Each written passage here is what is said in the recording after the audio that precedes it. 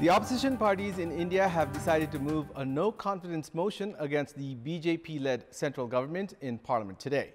According to sources, the motion has been drafted and will be filed today. The parties have said that they would compel Prime Minister Narendra Modi to furnish answers regarding the communal violence in Manipur. Good morning, I'm Abheudaya Shrestha, and these are the headlines of the hour. Preparations being made to conclude the Central Committee meeting of ruling Nepali Congress today. Party President Sherbahadur Deuba scheduled to furnish answers to questions raised by party members. The Election Commission takes action against 2,435 candidates who did not turn in their election expenses for the last November elections. 3 incumbent ministers also in the list. Opposition parties in India decide to move a no-confidence motion against Prime Minister Narendra Modi at the Parliament today amid a logjam over Manipur. And Inter Miami thrash Atlanta United 4-0 in the League's Cup. Lionel Messi and Robert Taylor score 2 goals each in Miami's win. Ruling party Nepali Congress is preparing to conclude today its Central Committee meeting that started on 18th of July. Party office bearers held discussions yesterday on the decision to be taken by the Central Committee meeting, which was held after a gap of almost a year. According to Nepali Congress, Party President Sherbahadur Deuba is scheduled to furnish answers to questions raised by party members at today's Central Committee meeting, and the party has a target of concluding the meeting today itself. Deuba is preparing to furnish answers and announce the decisions of the Central Committee at the meeting scheduled for this afternoon. Discussions were held on 10 agendas at the Central Committee meeting, which was held after almost a year. Nepali Congress has been broadcasting the proceedings of its Central Committee meeting live on Facebook this time. At the meeting of the office bearers held at Party President Deuba's residence in Dhumbarai yesterday, discussions were held on the agendas of the Central Committee and the decisions to be taken by the committee. Party's Co-General Secretary Mahalakshmi Upadhyay informed that preparations are being made to endorse, after making necessary amendments, the party's work schedule and the 10 proposals that were registered with the Central Committee on the basis of the suggestions given by the Central members. The Election Commission has taken action against 2,435 candidates who did not turn in their election expenses for the elections of the House of Representatives and the provincial assemblies held last November. The Election Commission has directed to charge a fine of 15,000 rupees to each candidate who failed to submit the election expenses. There were a total of 5,562 candidates in the previous elections of the House of Representatives and the provincial assemblies. There is a legal provision that the candidates should submit the details of their election expenses at the Office of the Election Commission and make it public within 35 days after the conclusion of the elections. After more than 2,400 candidates did not make public their election expenses, even after a lapse of almost 9 months, the Commission decided to charge the fines as per the election law. The highest number of candidates who have not submitted their election expenses are 504 independent candidates. Likewise, 59 candidates from Rashtriya Prajantra Party, 43 from Hamro Nepali Party, and 40 from Rashtriya Swatantra Party have not made their election expenses public as of yet. Those that have been taken action against by the Election Commission include Gagan Thapa and Ramesh Lekhak from Nepali Congress, Rajan Bhattrai from CPN-UML, Savita Gautam and Biraj Bhakta Shrestha from Rashtriya Swatantra Party, and Giriraj Mani Pokhrel and Onsari Ghartimagar from CPN Maoist Center. 3 incumbent ministers, NP South, Sarat Singh Bhandari and Mahindra Rai Yadav, have also made it to the list who have not submitted their election expenses. Likewise, Chairperson of Loktantrik Samajwadi Party, Mahanta Thakur, a former Chief Minister, among others, have also made it to the list. The Commission has given a period of 35 days for the candidates to pay the fine. If the fine is not paid, the Commission has decided that the person would not be able to file for candidacy in the next election. Provinces that were expected to perform well during their second term have been busy with internal disputes since the beginning of the term. Changes in alliances and disputes regarding power share have been on the fore. The Koshi province government has been limited to a caretaker government after questions were raised concerning the formation of the government. Likewise, Lumbini, Sudur Pashchim and Madhya provinces have yet to gain their full shape. The controversy regarding the inclusion of the vote of the Speaker during the formation of Koshi province government is under consideration at the Supreme Court. The government will remain in the status of a caretaker until a full verdict is issued by the full bench of the Supreme Court. The province government that has to take the confidence vote prior to the 3rd of August deadline has been waiting for the court's verdict. Likewise, 3 ministries have remained vacant amid lack of consensus regarding power share in Lumbini province. Nepali Congress had claimed 2 seats, CPN Maoist Center 1. However, province leaders have yet to reach an agreement. Likewise, the Sudur Pashchim government that was formed around 6 months ago has yet to gain a full shape as well. One ministry was said to be allocated to Nagarik Unmukti Party. However, the dispute has halted the expansion of the Council of Ministers. Dispute within the party regarding who will assume the responsibility has prevented the province government from getting a full shape.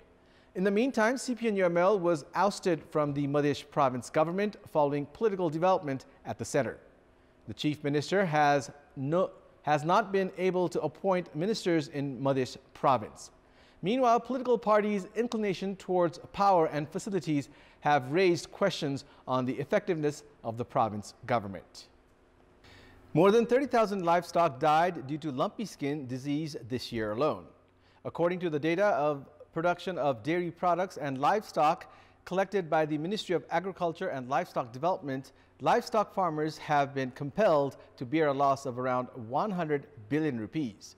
In the meantime, the government has reduced budget for entities related to livestock health, which has made the control of the epidemic even more challenging. The number of livestock farmers seeking treatment for lumpy skin disease at the Central Referral Veterinary Hospital in the capital's Tripureshwar is on the rise. The disease that started being detected last year has claimed 30,000 livestock, while farmers in the country have already endured a loss of 100 billion rupees. In the meantime, budget has not been allocated for 20 entities related to livestock health. The heads of these entities have been flocking the administrative hub of the country, Singhadarbar, seeking government assistance in addressing the issue. The central government has been uncertain regarding entities like Central Veterinary Laboratory, Veterinary Standards and Drug Regulatory Laboratory, and Animal Quarantine Division, among others, should be merged or regulated under the local government. Efforts are underway to address the importance of these entities to the Office of the Prime Minister and the Ministry of Finance. Dozens of samples of diseases including bird flu, African swine fever, peste des petits ruminants, PPR, and lumpy skin disease have been kept at the Central Veterinary Laboratory. However, they have yet to be tested amid lack of testing kits. Prime Minister Pushpakamal Dahal 2 weeks ago had directed all the department heads to make maximum efforts to control the disease. However, the government has yet to form a mechanism in this regard. In our Public Voice segment, we had asked people in several provinces regarding ways to protect livestock from diseases. Let's take a look at what they had to say.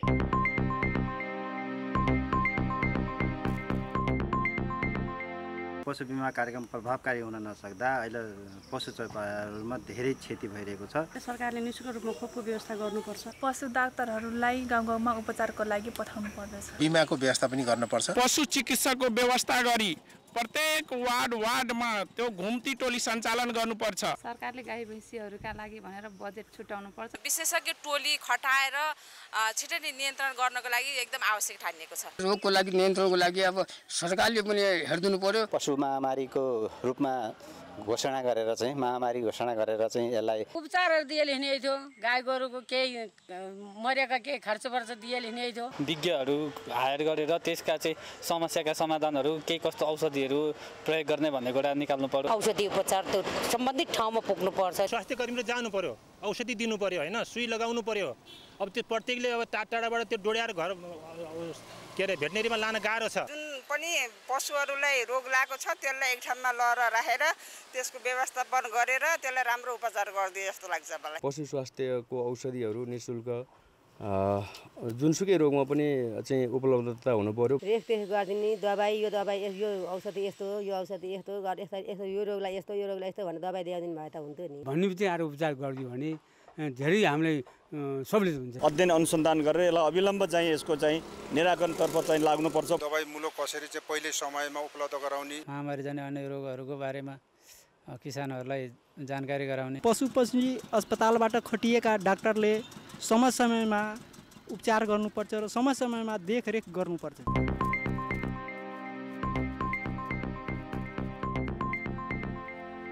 It's time now for our segment Public Pulse, where you text us with your opinion. Public Pulse.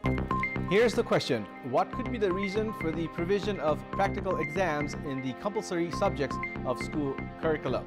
Your options are A, to improve results, B, to provide practical knowledge, and C, pressure from schools. The voting is on. Type NEWS, select your option A, B, or C, and send it to 34001 to share your opinion with us. And it's time now for the international updates.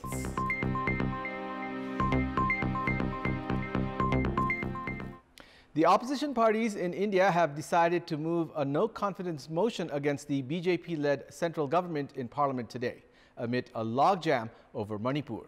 Sources said the motion has been drafted and will be filed today. Since the monsoon session of the parliament started on Thursday, legislative work in both houses have been held up due to opposition protests, sharpened by a shocking video of two tribal women from Manipur being marched naked and allegedly gang-raped. Even yesterday, both houses were adjourned with little headway made on the legislative front. The opposition has been demanding a statement from Prime Minister Narendra Modi on violence hit Manipur before a discussion on the subject in the House. The government is equally firm on its refusal. Sources said its plans is to focus on getting the multiple bills scheduled for this session passed. The opposition parties held an overnight protest the day before yesterday over the suspension of AAP's Sanjay Singh. Singh was suspended during opposition protests in Rajya Sabha yesterday.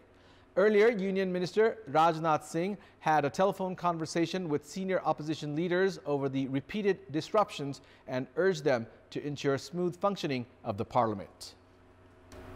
Strong winds and rain lashed the northern Philippines as Typhoon Doksuri made landfall today, causing rivers to overflow and leaving thousands without power.